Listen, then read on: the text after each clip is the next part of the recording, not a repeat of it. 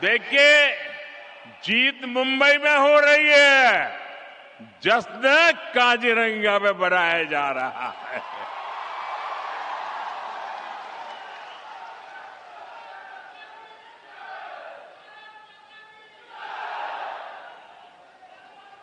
महाराष्ट्र के अधिकतर शहरों की जनता ने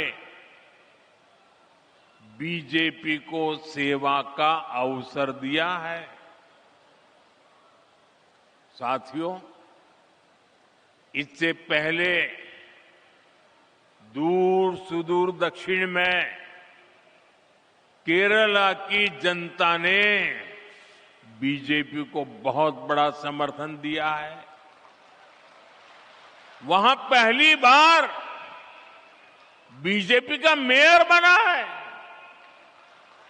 केरला की राजधानी तिरुवनंतपुरम में आज बीजेपी सेवा कर रही है। साथियों, बीते कुछ समय में जितने भी चुनाव परिणाम आए हैं, उनका जनादेश स्पष्ट है। देश का वोटर आज गुड गवर्नेंस चाहता है, विकास चाहता है। वो विकास और विरासत दोनों पर फोकस करता है। इसलिए वो बीजेपी को पसंद करता है।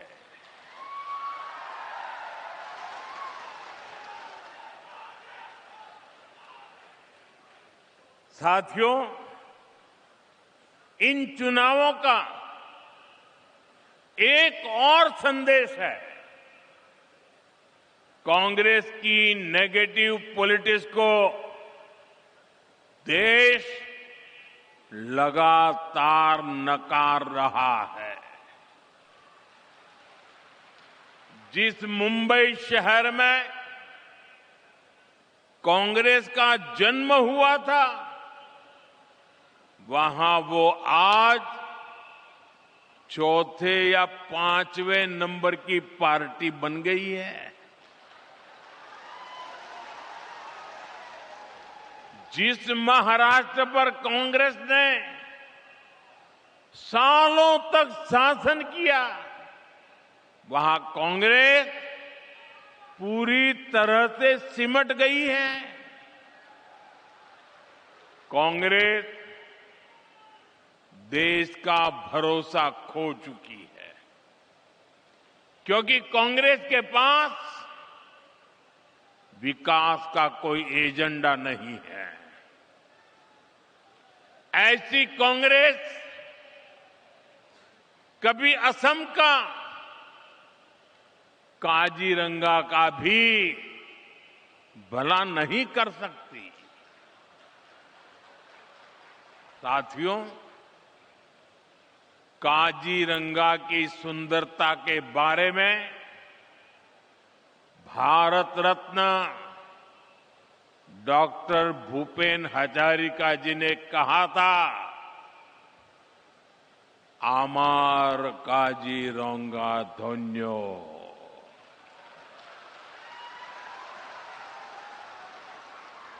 प्रकृति दुनिया कुलात खेली, आमार मोर होल पुण्यो।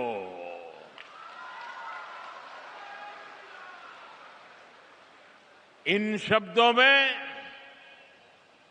काजीरंगा के प्रति प्रेम की भावना है। साथ ही इनमें असमिया लोगों के प्रकृति से स्नेह की अभिव्यक्ति भी है। काजीरंगा केवल एक नेशनल पार्क नहीं है, काजीरंगा तो असम की आत्मा है, आत्मा।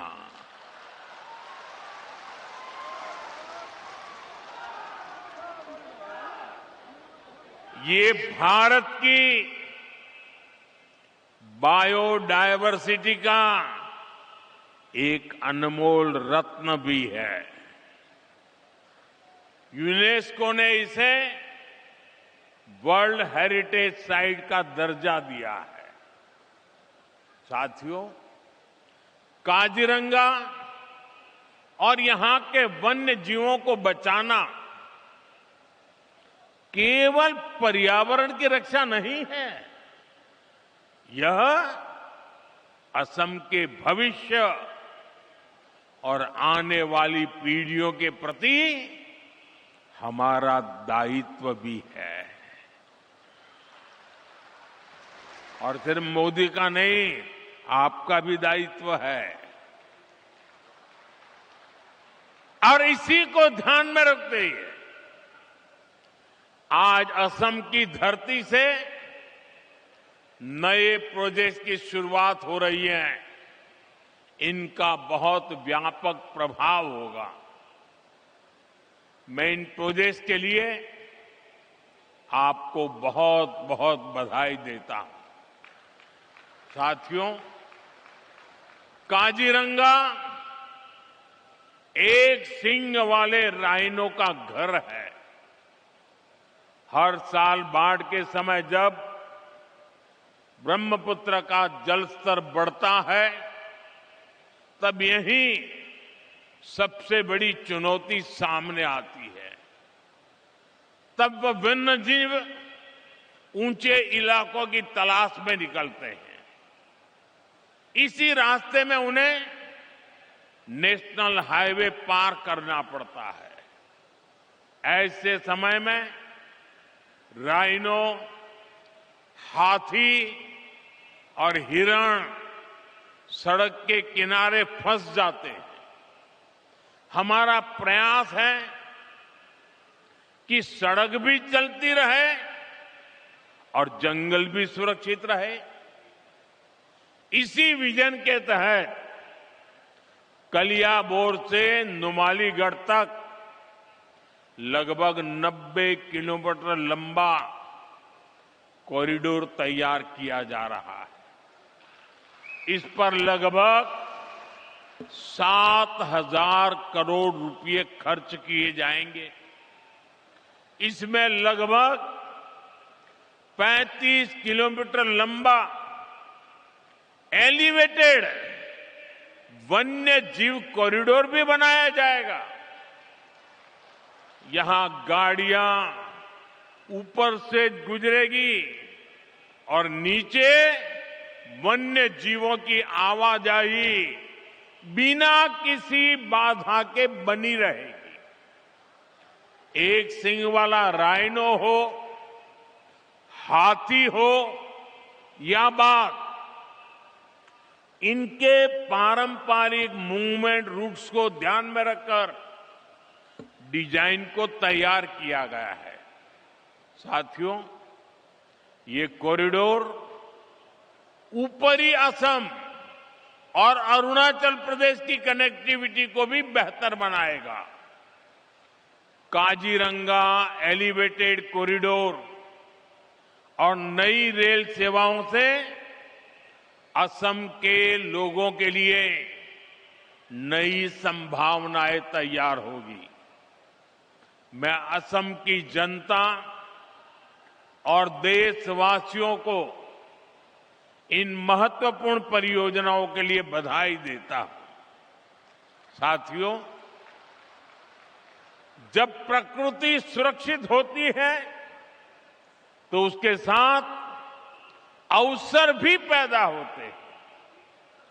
पिछले कुछ वर्षों में काजीरंगा में पर्यटकों की संख्या में लगातार बढ़ोतरी हुई है। होम स्टे, गाइड सेवाएं, परिवहन, हस्तशिल्प और छोटे व्यवसायों के माध्यम से स्थानीय युवाओं को आय के नए साधन मिले हैं। साथियों, आज मैं असम के आप लोगों की यहां की सरकार की एक और बात के लिए खास तौर पर तारीफ करूंगा। एक समय था जब काजीरंगा में राइनो के शिकार की घटनाएं असम की सबसे बड़ी चिंता बन चुकी थी। 2013 और 14 में एक सींग वाले दर्जनों राइनो मारे गए। भाजपा सरकार ने तय किया था कि हम ये नहीं चलने देंगे। अब ऐसा नहीं चलेगा। हमने इसके बाद सुरक्षा व्यवस्था को नए सिरे से मजबूत किया। वन विभाग को आधुनिक संसाधन मिले, निगरानी तंत्र सशक्त हुआ, वन दुर्गा के रूप में महिलाओं की भागीदारी बढ़ाई गई। इसका सुखद परिणाम भी सामने आया। 2025 में राइनो के शिकार की एक भी घटना सामने नहीं आई है और इसलिए आप सब और सरकार हर कोई बधाई के पात्र है। ये भाजपा सरकार की राजनीतिक इच्छा शक्ति और असम के लोगों के प्रयास से संभव हुआ है। साथियों, लंबे समय तक एक सोच ये बनी रही कि प्रकृति और प्रगति एक दूसरे के विपरीत है। कहा जाता था कि ये दोनों साथ नहीं चल सकते, लेकिन आज भारत दुनिया को दिखा रहा है कि ये दोनों साथ साथ आगे बढ़ सकते हैं। इकोनॉमी भी, इकोलॉजी भी। पिछले एक दशक में देश में जंगलों और पेड़ों का कवरेज बढ़ा है। लोगों ने एक पेड़ मां के नाम अभियान में बढ़ चढ़कर हिस्सा लिया है। इस अभियान के तहत अब तक 260 करोड़ से अधिक पेड़ लगाए जा चुके हैं। 2014 के बाद देश में टाइगर और एलिफेंट रिजर्व की संख्या बढ़ गई है। प्रोटेक्टेड एरिया और कम्युनिटी एरिया में भी बड़ा विस्तार हुआ। जो चीते भारत से लंबे समय पहले विलुप्त हो गए थे, उन्हें अब वापस लाया गया है। आज चीता लोगों के लिए एक नया आकर्षण बन गया है। हम वेटलैंड कंजर्वेशन पर भी लगातार काम कर रहे हैं। आज भारत एशिया का सबसे बड़ा रामसर नेटवर्क बन चुका है। रामसर साइट्स की संख्या में उसके हिसाब से भारत दुनिया में तीसरे स्थान पर है। अब हमारा असम भी दुनिया को दिखा रहा है कि कैसे विकास के साथ साथ हम अपनी विरासत को भी संभाल सकते हैं, प्रकृति की भी रक्षा कर सकते हैं। साथियों, नॉर्थ ईस्ट की सबसे बड़ी पीड़ा हमेशा दूरी की रही। दूरी दिलों की, दूरी स्थानों की। दशकों तक यहां के लोगों के महसूस होता रहा कि देश का विकास कहीं और हो रहा है और वे पीछे छूट रहे हैं। इसका असर केवल अर्थव्यवस्था पर नहीं पड़ा, बल्कि भरोसे पर भी पड़ा। इस भावना को बदलने का काम भाजपा ने किया। डबल इंजन की सरकार ने नॉर्थ ईस्ट के विकास को प्राथमिकता बनाया। रोडवेज, रेलवेज, एयरवेज, वाटरवेज के माध्यम से असम को जोड़ने पर एक साथ काम शुरू हुआ।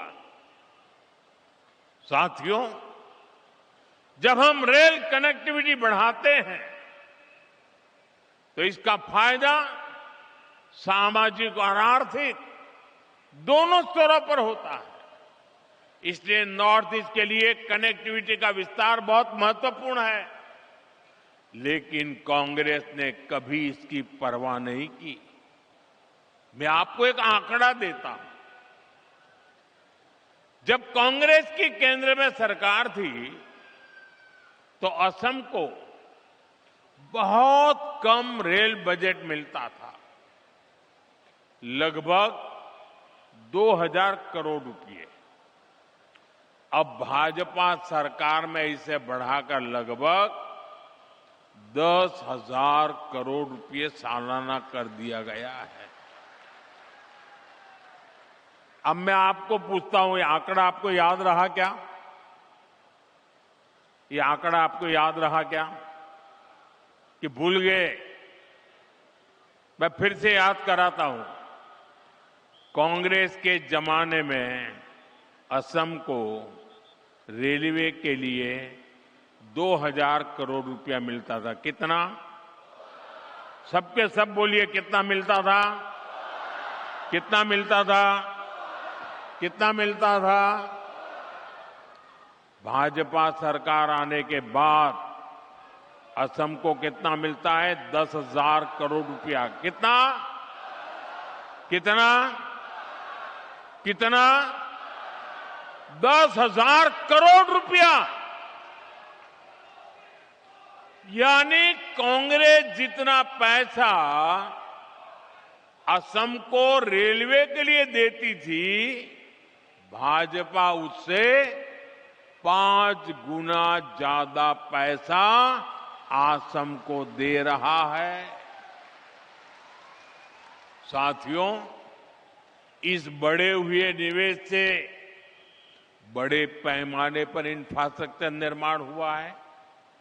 नई रेल लाइनें बिछाने से, दोहरीकरण और इलेक्ट्रिफिकेशन होने से रेलवे की क्षमता बढ़ी है, लोगों के लिए सुविधाएं बढ़ी हैं। आज कलियाबोर से जिन 3 नई ट्रेन सेवाओं का शुभारंभ हो रहा है, वे भी असम की रेल कनेक्टिविटी में एक महत्वपूर्ण विस्तार है। वंदे भारत स्लीपर ट्रेन गुवाहाटी को कलकत्ता से जोड़ेगी। यह आधुनिक स्लीपर ट्रेन लंबी दूरी की यात्रा को और अधिक आरामदायक बनाएगी। इसके साथ ही 2 अमृत भारत एक्सप्रेस ट्रेनों की शुरुआत की जा रही है। इन ट्रेनों के रास्ते में असम, पश्चिम बंगाल, बिहार और उत्तर प्रदेश के कई महत्वपूर्ण स्टेशन शामिल है, जिससे लाखों यात्रियों को सीधा लाभ मिलेगा। ये ट्रेनें असम के व्यापारियों को नए बाजारों से जोड़ेगी, छात्र शिक्षा के नए अवसरों तक आसानी से पहुंच सकेंगे और असम के लोगों के लिए देश के अलग अलग हिस्सों में आना जाना सरल हो जाएगा। कनेक्टिविटी का विस्तार भरोसा पैदा करता है कि नॉर्थ ईस्ट अब विकास के हाशिए पर नहीं है। नॉर्थ ईस्ट अब दूर नहीं रहा। नॉर्थ ईस्ट अब दिल के भी पास है, दिल्ली के भी पास है। साथियों, आज आपके बीच असम के सामने मौजूद एक बड़ी चुनौती की भी चर्चा आवश्यक है। ये चुनौती है असम की पहचान बचाने की, असम की संस्कृति बचाने की। आप मुझे बताइए, असम की पहचान बचनी चाहिए कि नहीं बचनी चाहिए? ऐसा नहीं सबके सब जवाब दो। असम की पहचान बचनी चाहिए कि नहीं बचनी चाहिए? आप सबकी पहचान बननी चाहिए कि नहीं बननी चाहिए? आपके पूर्वजों की विरासत बचनी चाहिए कि नहीं बचनी चाहिए? आज असम में बीजेपी सरकार जिस प्रकार घुसपैठ से निपट रही है, जिस प्रकार हमारे जंगलों को, ऐतिहासिक सांस्कृतिक स्थलों को, आप लोगों की जमीनों को अवैध कब्जों से मुक्त कर रही है, उसकी आज बहुत प्रशंसा हो रही है। ये सही हो रहा है कि नहीं हो रहा है? ये होना चाहिए कि नहीं होना चाहिए? ये आपके भले के लिए है कि नहीं है? लेकिन आप जरा ये भी सोचिए साथियों कि कांग्रेस ने असम के साथ क्या किया। सिर्फ सरकारें बनाने के लिए, कुछ वोट पाने के लिए असम की मिट्टी को घुसपैठियों को सौंप दिया। कांग्रेस ने दशकों तक असम में सरकारें बनाई। इस दौरान लगातार घुसपैठ बढ़ती गई। और इन लोगों ने, घुसपैठियों ने क्या किया? इनको असम के इतिहास, यहां की संस्कृति, हमारी आस्था से कोई सरोकार नहीं था। इसलिए उन्होंने जगह जगह कब्जे किए। घुसपैठ के कारण एनिमल कॉरिडोर के कब्जे हुए, अवैध शिकार को बढ़ावा मिला, तस्करी और अन्य अपराध भी बढ़े। साथियों, ये घुसपैठिए आबादी का संतुलन बिगाड़ रहे हैं, हमारी संस्कृति पर हमले कर रहे हैं, गरीब का, नौजवान का रोजगार छीन रहे हैं, आदिवासी क्षेत्रों में धोखे से लोगों की जमीन पर कब्जा कर रहे हैं। ये असम और देश की सुरक्षा दोनों के लिए बहुत बड़ा खतरा है। साथियों, कांग्रेस से आपको बहुत सावधान रहना है। कांग्रेस की एक ही नीति है, घुसपैठियों को बचाओ, घुसपैठियों की मदद से सत्ता पाओ। पूरे देश में कांग्रेस और उसके साथी यही कर रहे हैं। बिहार में भी इन्होंने घुसपैठियों को बचाने के लिए यात्राएं निकाली, रैलियां निकाली, लेकिन बिहार की जनता ने कांग्रेस का सुपड़ा साफ कर दिया। अब असम की जनता की बारी है। मुझे विश्वास है असम की धरती से भी कांग्रेस को करारा जवाब मिलेगा। साथियों, असम का विकास पूरे नॉर्थ ईस्ट के विकास के लिए नए दरवाजे खोल रहा है। असम एक्ट ईस्ट पॉलिसी को दिशा दे रहा है। जब असम आगे बढ़ता है तो नॉर्थ ईस्ट आगे बढ़ता है, जब नॉर्थ ईस्ट आगे बढ़ता है तो हिंदुस्तान आगे बढ़ता है। हमारे प्रयास और असम के लोगों का भरोसा पूरे नॉर्थ ईस्ट को नई ऊंचाइयों तक ले जाएगा।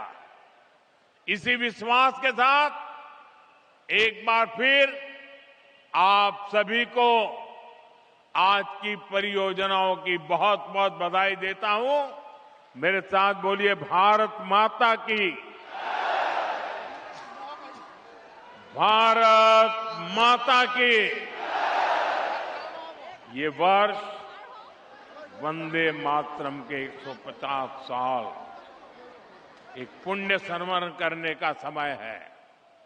मेरे साथ बोलिए, वंदे वंदे वंदे वंदे वंदे वंदे वंदे वंदे वंदे वंदे।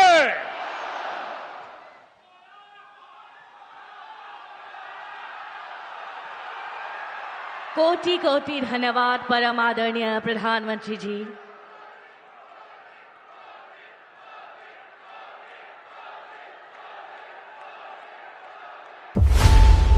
खबरों की रणभूमि में यहां शोर नहीं, सोच लड़ती है। जहां शब्द नहीं, फैक्ट्स वार करते हैं और हर सवाल खोलता है सच की नई परत।